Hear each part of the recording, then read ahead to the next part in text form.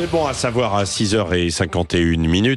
Est-ce qu'on aura assez d'eau en France cet été? Question que l'on se pose ce matin avec Olivier Depraz, qui est directeur général d'Imajo. Bonjour. Oui, bonjour. Bonjour. C'est Olivier Depraz ou Depraz? C'est Depraz.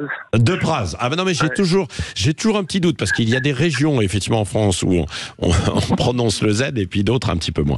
Bon, alors il a beaucoup plu cet hiver sur une grande partie du pays, tout le grand nord, enfin au-dessus de l'Auvergne, etc. Mais beaucoup moins à l'extrême sud, notamment le Golfe du Lion et les Pyrénées-Orientales. Quelle est la situation alors ? Je crois que vous avez bien résumé en fait, parce que la situation dépend de la recharge hivernale. Et la recharge hivernale, c'est extrêmement bien opéré. La recharge hivernale, c'est la pluie en fait. Donc il a beaucoup plu, tout le monde a pu le constater, sur certaines parties du territoire. Et là, les nappes se sont rechargées, on peut dire la situation est favorable. Par contre, effectivement, dans les Pyrénées-Orientales, le bord du Roussillon, les Corbières, le sud du Massif central, là, c'est beaucoup plus tendu. C'est-à-dire que le niveau des nappes est en dessous des normales saisonnières. Observé jusqu'à présent. Et puis là, on ne peut pas évidemment faire transvaser de l'eau des nappes phréatiques là où ça a été bien rempli dans le sud, quoi. C'est impossible, quoi. Ça. Alors, on appelle ça des transferts d'eau, donc ça se fait par le moyen de canalisation. Donc il y a encore plus que ces canalisations soient existantes. Donc ce sont des choses qui se font entre collectivités. Et nous, Imajo, on est spécialiste un peu de ce genre de sujet.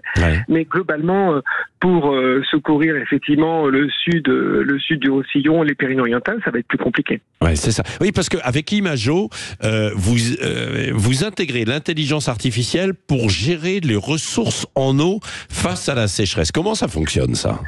En fait, c'est assez simple. Imajo, effectivement, on travaille sur la gestion du risque sécheresse pour les collectivités et les industriels. Et donc, l'intelligence artificielle nous permet d'anticiper faire une prédiction sur le niveau des nappes jusqu'à 90 jours. Et à partir d'un constat, on est capable de mettre en place des actions qui peuvent permettre d'éviter de se retrouver à sec. Ouais. Bon, alors pour les Pyrénées-Orientales et puis les bords de l'Hérault, là, ça va être compliqué cet été de nouveau, en fait, non ? Oui. Alors effectivement, ce qu'il faut dire quand même, c'est que la recharge n'est pas terminée. C'est-à-dire que la pluviométrie, il peut encore pleuvoir. On a jusqu'au mois d'avril à peu près. Ah bah là, aujourd'hui, il pleut d'ailleurs, en fait, un petit peu partout. Sur toute la France, Ça se passe plutôt très bien. Donc il faut regarder effectivement ce qui va se passer jusqu'au mois d'avril. Parce qu'à partir du mois d'avril, la végétation se met en place. C'est le printemps, on est tous très heureux à ce moment-là. Et c'est la végétation qui va commencer à se servir. Donc après le mois d'avril, la messe est dite. Donc il faut rester très très prudent et continuer à bien surveiller ce qui se passe sur des régions qui sont plutôt tendues, notamment effectivement le sud de la France, comme vous l'avez mentionné. Oui, c'est ça. Pour les autres régions, j'ai l'impression qu'il a beaucoup plus plu cet hiver que les années précédentes. Vrai ou pas ? Oui, c'est vrai, tout à fait. On est sur des records et on peut dire qu'effectivement, il y a des endroits, notamment sur la Picardie, sur la Vendée, sur la Charente, qui ont été particulièrement bien arrosés, ce qui fait des niveaux de nappe excédentaires et donc des très bons niveaux pour passer un été et accueillir les touristes. Oui, et là, c'est là où on pourrait faire des réserves d'eau.